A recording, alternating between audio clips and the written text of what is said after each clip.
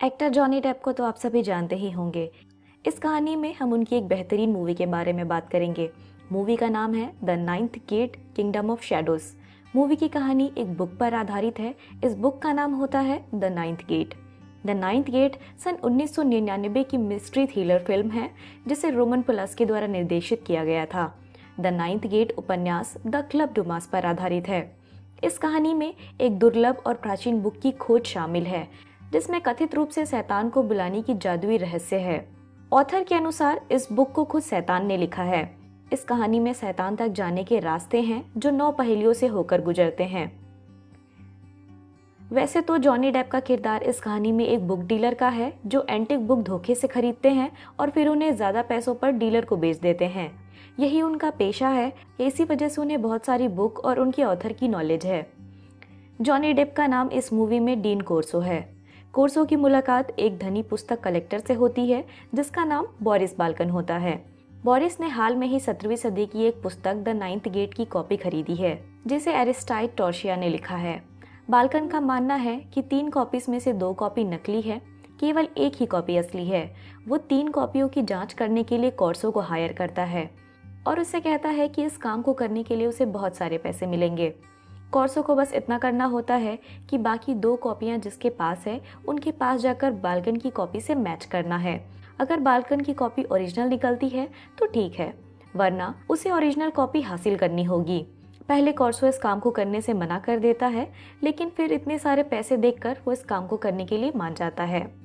Balkan ने अपनी ये बुक एंड्रयू टेल्फर नाम के एक व्यक्ति से खरीदी होती है जिसने अपनी बुक बेचने के तुरंत बाद ही आत्महत्या कर ली है। अब कोर्सो सबसे पहले इस बुक के बारे में पता करने के लिए टेल्फर की वाइफ लियाना के पास जाता है। लियाना से बुक के बारे में डिटेल्स लेने के बाद कोर्सो बुक सेलर बर्नी के बुक स्टोर पर जाता है। बर्नी बुक सेलर होने के साथ साथ कोर्सो का दोस्त भी है। जब कोर्सो टेल्फर के घर से निकलता है तभी उसे ऐसा लगता है कि कोई उसका पीछा कर रहा है। जब कोर्सो बर्नी के बुक स्टोर में होता है तब तक भी वो इंसान उसका पीछा करता है। कोर्सो को समझ आ जाता है कि इस बुक में जरूर कुछ खास बात है, तभी उसके साथ ये सब हो रहा है। कोर्सो इस बुक को सुरक्षित रखने के लिए बर्नी को दे देता है ताकि वो उसे छुपा के रख सके। इसके बाद कोर्सो अपने घर चला जाता है। जब कोर्सो वापस बर्नी से मिलने जाता है तो वो देखता है कि बर्नी का मर्डर हो चुका है। बर्नी की हत्या द नाइन्थ गेट में छुपी एक पहेली की तरह होती है। बर्नी की मौत तो हो जाती है, लेकिन उससे पहले बर्नी ने बुक एक सेफ जगह पर छुपा दी होती है। बाद में कोर्सो वो बुक लेकर स्पेन की ओर निकलता है ताकि उसकी दूसरी कॉपी से उसे मिला सके। स्पेन में कोर्सो सेनिजा ब्रदर्स से मिलता है। सेनिजा ब्रदर्स की बुक की स्टोर्स है। सेनिजा ब्रदर ने बाल्कन को टेल्फर की कॉपी बेची थी।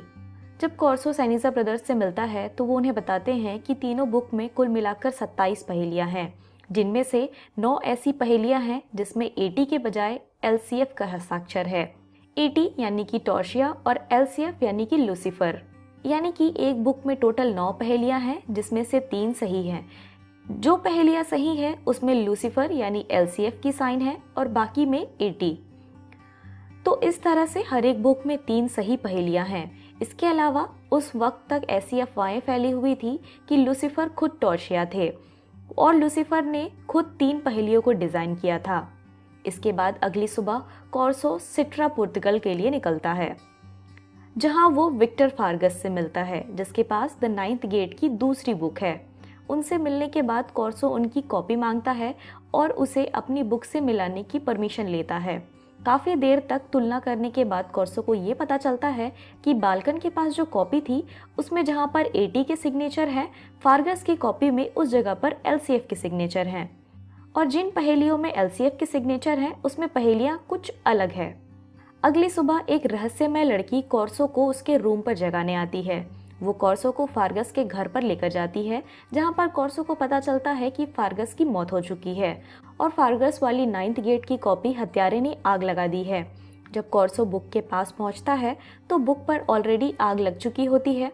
साथ ही बुक में जितने भी साइन एलसीएफ के थे वो सारे पेज फटे हुए होते हैं। इसके बाद कोर्सो बाल्कन को कॉल करता है और उसे इस बुक की सच्चाई के बारे में पूछता है। कोर्सो कहता है कि बाल्कन जब तक उसे उस बुक की सच्चाई के बारे में नहीं बताएगा वो आगे की छानबीन नहीं करेगा। कॉर्सो बाल्कन को बर्नी और फार्गस की मौत के बारे में भी बताता है। बाल्कन उस वक्त तक कुछ भी बताने से मना करता है और कॉर्सो से कहता है कि वो ऐसे बीच में काम को नहीं छोड़ सकता, उसे ये काम पूरा ही करना पड़ेगा। मजबूरी में कॉर्सो को आगे की छानबीन पूरी करनी होती है। अगली छानबीन करने के लिए कॉर्सो पेरिस की ओर निकलता है। पेरिस में कैसलर नाम की एक लेडी के पास तीसरी कॉपी होती है। जब कॉर्सो कैसलर से मिलने जाता है, कैसलर कॉर्सो को हेल्प करने से मना कर देती है, क्योंकि वो कॉर्सो को काफी अच्छी तरह से जानती है कि वो बहुत ही मतलबी इंसान है। वो सिर्फ पैसों के लिए काम करता है और उसने पैसों के लिए काफी लोगों को धोखा दिया है। क्योंकि कैसलर एक पुस्तक प्रेमी है तो उसे बुक्स के साथ ऐसी धोखाधड़ी बिल्कुल भी पसंद नहीं है। कॉर्सो कैसलर को मनाने की कोशिश करता है और कहता है कि उसके पास पक्के सबूत हैं कि द नाइन्थ गेट की 3 कॉपी में से 2 कॉपी नकली है और सिर्फ एक ही कॉपी असली है। पहले कैसलर इस बात के लिए मना करती है और उसे ऐसा लगता है कि कॉर्सो फिर से झूठ बोल रहा है और उसे फंसाने की कोशिश कर रहा है। लेकिन फिर कॉर्सो कैसलर को बाकी 2 कॉपियां दिखाता है जिसमें अलग अलग पहेलियों में अलग अलग हस्ताक्षर होते हैं। वो कहता है कि बस वो 3 कॉपियों की तुलना करना चाहता है और फिर वहां से चला जाएगा। कैसलर पहले तो मना करती है, लेकिन बाद में वो बाकी 2 कॉपियां देखती है और उसे वहीं बैठकर तुलना करने की परमिशन दे देती है। कॉर्सो कैसलर के ऑफिस में ही बैठकर तीनों बुक की आपस में तुलना करने लगता है। कुछ समय के बाद कॉर्सो के सिर में पीछे से एक वार होता है और वो वहीं पर बेहोश हो जाता है। जब उसकी आंखें खुलती हैं तो कैसलर मर चुकी होती है और वो बुक गायब हो चुकी होती है। किसी तरह से कॉर्सो अपनी जान बचाकर वहां से भागने में कामयाब होता है। अपने होटल पर पहुंचने के बाद कॉर्सो अपने रूम में देखता है कि सारी चीजें बिखरी पड़ी हैं। इसके बाद कॉर्सो से मिलने वही अनजान लड़की आती है जिसे हम स्टार्टिंग से कॉर्सो को प्रोटेक्ट करते हुए देखते हैं। कॉर्सो अपने रूम में बाल्कन की द नाइन्थ गेट की बुक मिसिंग पाता है।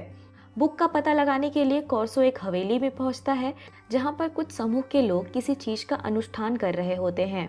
जब कॉर्सो उस अनुष्ठान में पहुंचता है तो देखता है कि उस अनुष्ठान को टेल्फर की वाइफ लियाना लीड कर रही है। उस वक्त कॉर्सो को ये भी पता चलता है कि टेल्फर ने जो कॉपी सेनीजा ब्रदर्स से खरीदी थी वो बुक एक्चुअली में लियाना ने खरीदवाई थी और टेल्फर को बुक की सच्चाई के बारे में पता चल गया था, जिसकी वजह से टेल्फर ने बुक बाल्कन को बेच दी और खुद सुसाइड कर ली। आप शुरू से नोटिस करेंगे कि जब कॉर्सो लियाना से मिलकर वापस आता है तब उसका पीछा एक इंसान कर रहा होता है।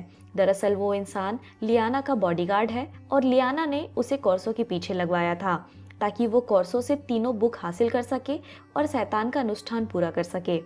उसी बीच बोरिस बाल्कन भी वहां आ जाता है और वो लियाना को मार देता है। अनुष्ठान के लोग डरकर वहां से भागने लगते हैं। बाल्कन उन 9 पहेलियों की कॉपी लेकर एक महल में चला जाता है। कॉर्सो भी बाल्कन का पीछा करता हुआ उस महल की तरफ जाता है। जब कॉर्सो उस महल में पहुंचता है तो देखता है कि बाल्कन ने अपनी अनुष्ठान शुरू कर दी है और उसने हर तरफ कैंडल्स जला रखे हैं। साथ ही उसने उन 9 पहेलियों की कॉपी भी सामने रखी है। पहले तो कॉर्सो और बाल्कन के बीच में लड़ाई होती है जिसमें कॉर्सो जख्मी हो जाता है और एक लकड़ी के पट्टे के बीच में फंस जाता है। बस इसी मौके का फायदा उठाकर बाल्कन उन 9 पहेलियों को पढ़ता है। पहेली का क्रम कुछ इस प्रकार होता है। सबसे पहले पहेली संख्या 1 आती है, फिर 4, 3, 6, 7, 5, 8, 2, 9। इस पूरी पहेली का अर्थ होता है, सुनसान और वीरान रास्ते पर चलकर एक लंबी और सुरक्षित डगर पर खुशकिस्मती के तीर लाकर किसी से भी बिना डरे सबसे बेहतरीन खेल खेलकर मिलेगी वो चाबी जो खोल देगी 9th गेट का रास्ता।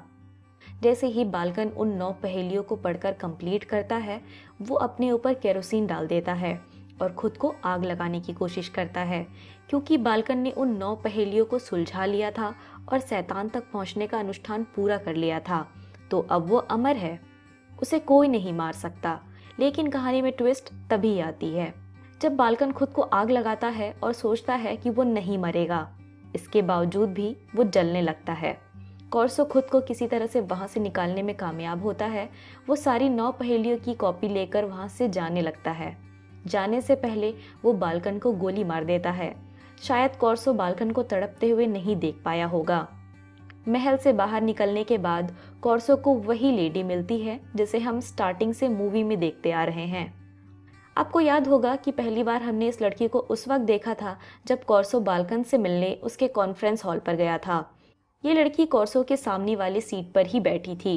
महल से निकलने के बाद कॉर्सो और उस लेडी के बीच में इंटीमेसी होती है, जिसमें उसकी आंखें अलग अलग रंग में बदलती है। 9th गेट की आखिरी पहेली में एक लेडी बहुत सारे सिर वाले जानवर के ऊपर नेकेड बैठी होती है।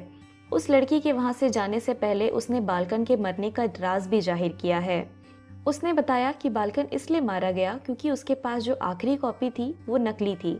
असली कॉपी उसे सेनिजा ब्रदर्स के शॉप में मिलेगी। इसके तुरंत बाद ही कॉर्सो सेनिजा ब्रदर्स के शॉप पर जाता है, जहां पर उन्होंने अपनी शॉप बेच दी होती है। कुछ देर तक खोजने के बाद कॉर्सो को वो आखिरी कॉपी मिलती है। उसे लेकर वो उस महल की ओर जाता है। महल की ओर जाते वक्त महल के चारों तरफ से रोशनी आती है। शायद अनजाने में ही कॉर्सो ने वो पूरा अनुष्ठान बुक को खोजने की जर्नी में पूरा कर दिया है। या आप ये भी कह सकते हैं कि डेस्टिनी ने कॉर्सो को ही चुना था इस अनुष्ठान को पूरा करने के लिए। और खत्म हो जाती है ये कहानी। लूसीफर और टॉर्शिया यानी एलसीएफ और एटी के पहेलियों के बीच में क्या अंतर है, ये मैं आपको एक अलग से वीडियो में बताऊंगी। तब तक आपको ये मूवी का एक्सप्लेनेशन कैसा लगा मुझे ज़रूर बताइएगा। वीडियो पसंद आया हो तो लाइक, शेयर और सब्सक्राइब जरूर करें। और हाँ, आप हमें इंस्टाग्राम पर भी फॉलो कर सकते हैं। तो मिलते हैं इसी तरह के अगले वीडियो में। Till then take care, bye bye.